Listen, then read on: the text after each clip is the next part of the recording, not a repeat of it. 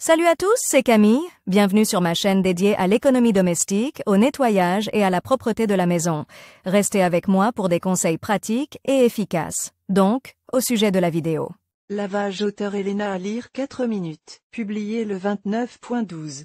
2018. Les Bortaiki pour un lit de bébé, ou, comme on les appelle aussi, les pare-chocs, servent de protection principale pour un petit enfant. C'est une chose très commode et pratique, car pendant son sommeil, le bébé n'est pas encore maître de ses mouvements et peut facilement heurter la paroi du lit, ce qui peut très bien entraîner des ecchymoses, des écorchures et d'autres blessures. En outre, dans un lit doté d'une telle protection, les pare-chocs pour lit d'enfant, ou, comme on les appelle aussi, les pare-chocs, constituent la principale protection d'un jeune enfant. C'est très pratique, car pendant son sommeil, le bébé n'est pas encore maître de ses mouvements et peut facilement heurter la paroi du lit, ce qui peut entraîner des contusions, des écorchures et d'autres blessures. En outre, dans un lit doté d'une telle protection, l'enfant se sent plus à l'aise et plus confortable. Cependant, tout parent se pose tôt ou tard la question de savoir s'il est possible de laver le produit et comment le faire correctement. La réponse à la première question est sans ambiguïté, non seulement c'est possible,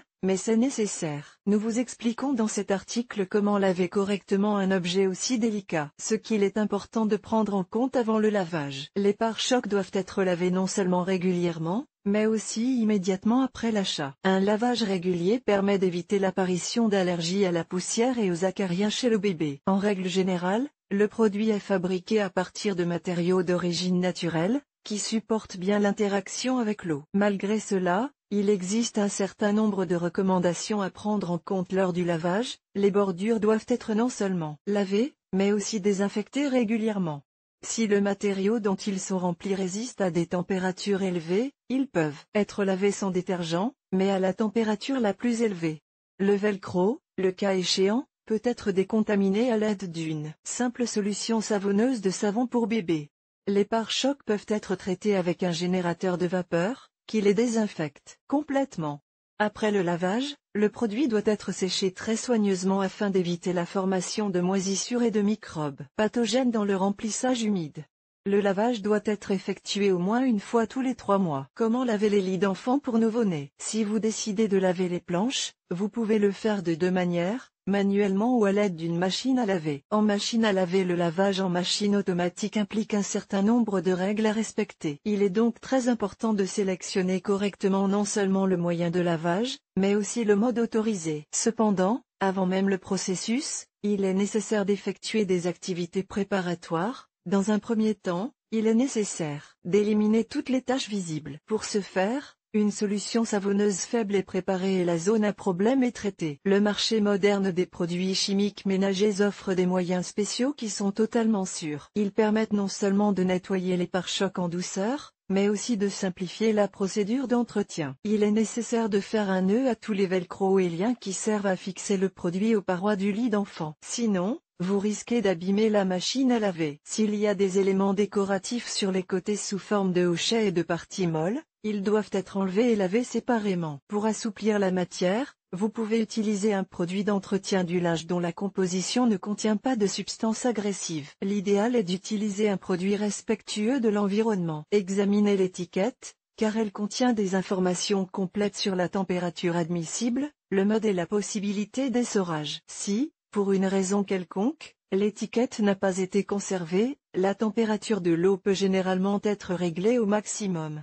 Mais le mode, seulement délicat. Certaines machines automatiques sont équipées de la fonction article pour bébé, idéale pour laver les pare-chocs. En ce qui concerne le nombre de tours lors de l'essorage, il est préférable de ne pas utiliser une puissance élevée. Il suffit d'essorer le produit à 400-600 tours et de le sécher soigneusement. Lavage à la main. Pour laver les bordures selon la méthode traditionnelle, c'est-à-dire à la main, vous devez effectuer un certain nombre de gestes simples. Température de l'eau, jusqu'à 40 degrés Celsius. Les bordures peuvent être pré-trempées dans une solution savonneuse faible pendant 10 à 15 minutes. Lors du lavage, il ne faut pas faire de mouvements brusques, frotter agressivement le matériau et utiliser des brosses rigides. Il suffit de tordre doucement le produit dans l'eau. Rincez les pièces à l'eau chaude propre jusqu'à ce que les traces de savon disparaissent complètement. Pressez légèrement les côtés et laissez le liquide restant s'écouler de lui-même. Faire sécher loin des radiateurs et des appareils de chauffage. Pour préserver la couleur, Vous pouvez ajouter un peu de sel de table à l'eau. Le tissu ne peut être repassé que sur la position délicate. Quelle poudre utiliser? Seuls des produits doux et hypoallergéniques conviennent au lavage des faces. Il peut s'agir d'une solution de savon pour bébé,